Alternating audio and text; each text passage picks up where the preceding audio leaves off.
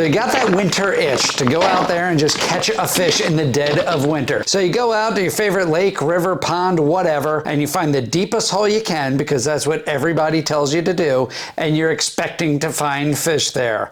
False. It's not always that easy, and we're gonna get into it. Hello again, Fishalots. In this video, we're gonna debunk a lot of wintertime fishing myths that are preventing you from catching fish. So diving deeper into the myth that you just find the deepest hole possible and you're going to find fish, of course that's not true. What you want to look for is a deep hole where fish can find stable water temperatures when the winter weather gets really, really cold. But you also want to look for those spots adjacent to shallower water where those fish can easily transgress between deep water and shallow water depending on the trends. So if you have a couple of warm winter days, those fish are absolutely going to move up into shallower water. What they're not going to do is swim across the lake, a river, swim a great distance to find that shallow water. So a deep hole adjacent to shallow water with some kind of structure. It could be a ledge, it could be a feature that you see like a tree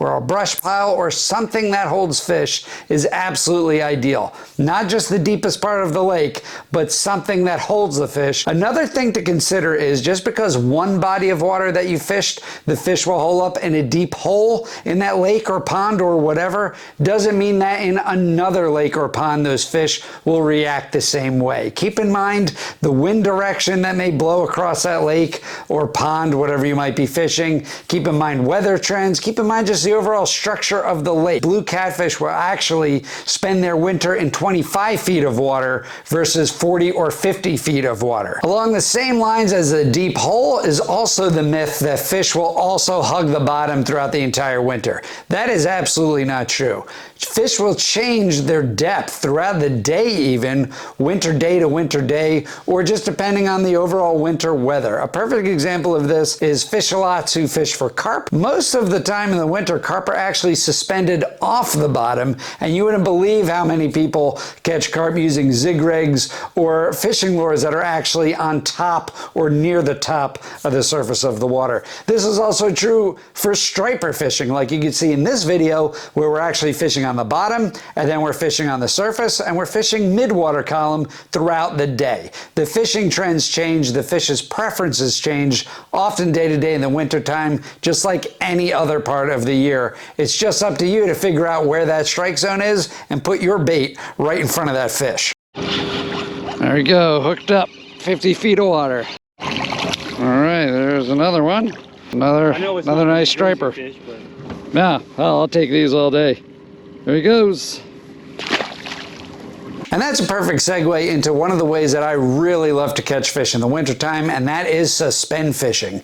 You could do this like you see in my catfish videos where you just drop a bait down to the bottom and bring it up. I'm often drifting in those times. In these striper videos, I'm jigging, but I'm literally suspend fishing and just jigging that bait right in front of that fish in the strike zone at whatever depth they're holding. Another great tip that I have and made videos on this, which you can check out in the description below, is suspend fishing with just a slip float and a light jig head with a soft plastic. This is deadly in the wintertime because that slip float just allows you to hang that bait perfectly right in front of the fish's face as you slowly or quickly, depending on how aggressive the fish are that day, that jig right in front of their face to trigger as many bites as you can. This works awesome for bass, bluegill, crappie, a lot of those pond and lake and river fish that I also target on this channel.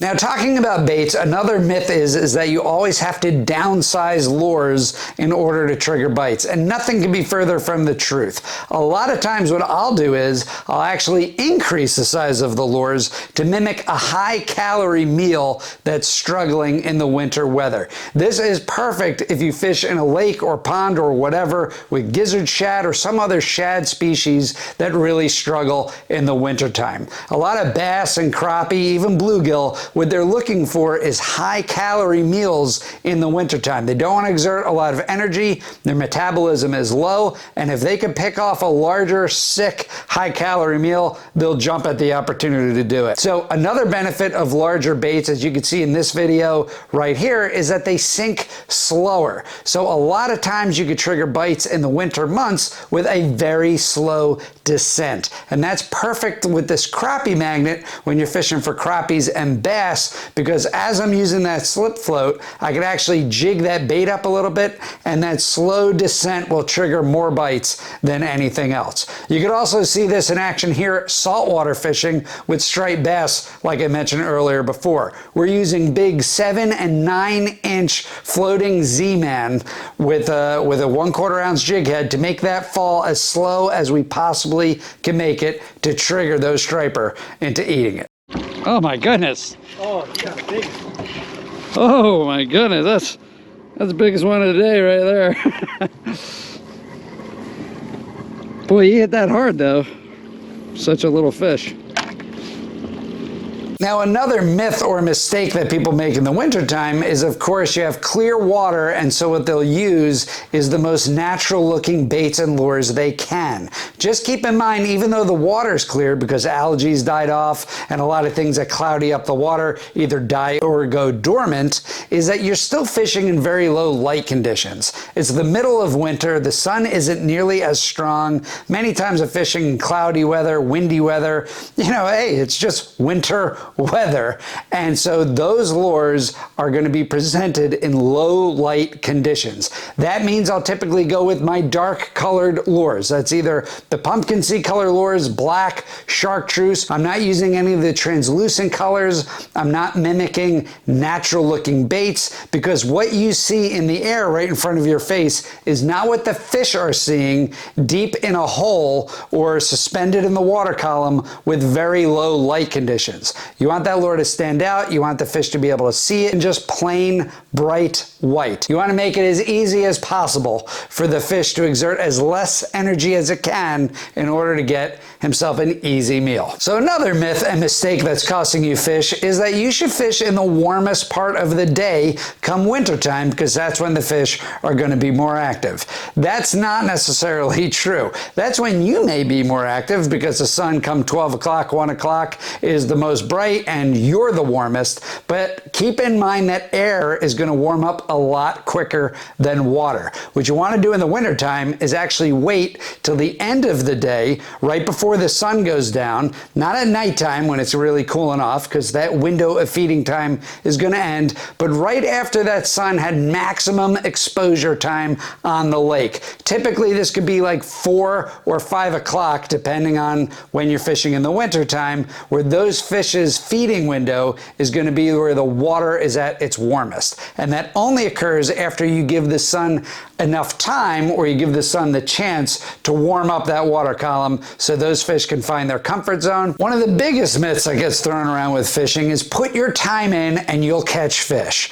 I can't emphasize the fact that that is just not going to be the case. If you put your time in and you're making the same mistakes over and over again, not following the tips of Johnnyfishalot, let's say, you're just going to get frustrated and you're probably not going to catch a whole lot of winter fish. So a lot of you have heard about the 90-10 rule. That's 90% of the actively feeding fish are going to be in 10% of the water. Well, in the wintertime, think of it more like the 98-2 rule, where 98% of those fish are just going to be in a very, very small area of the body of water that you're fishing. And another good example of this is, again, carp. You could literally have every carp in the lake in one single location in the lake. And here's the problem. In the spring or summertime, if you do find yourself in the wrong spot, or you're fishing lures or bait in the wrong spot, well, those fish are a lot more mobile. They're searching around, they'll move around, and they'll come across your bait at some point or another where you could possibly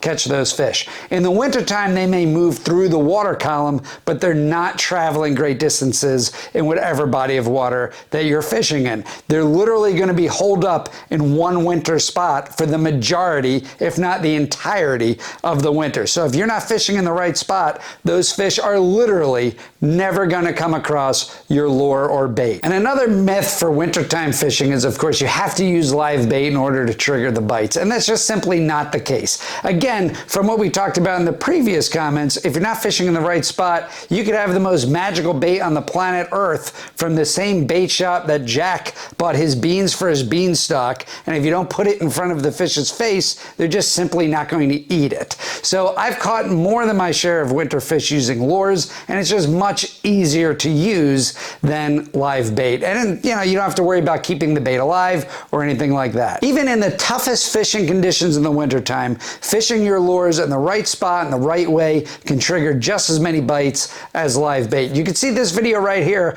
The lake is literally icing over, and I'm still able to trigger a bite. This really nice bluegill with that slip float and crappie jig or crappie magnet that I talked about in a previous tip. Here's another one where I'm fishing right in the middle of a cold front, possibly the worst time to go winter fish. But I got a family, I got kids, I got work, so I got to make the most of the time that I have to go fish, and that's exactly what I do here. Now that slip float allowed me to vary my depth so I could find that strike zone where the fish were at. That's exactly what I did, and that's exactly how I caught this beauty right here, this really nice crappie. And if you want to see these tips in actions and these myths totally debunked, click on this end card right here where I show you using the right tactics in the right spots could just catch you tons of winter fish, and you could really have a great time out in the cold with your fishing. Thanks for tuning in, Fishalots. I'll see you out there on the water.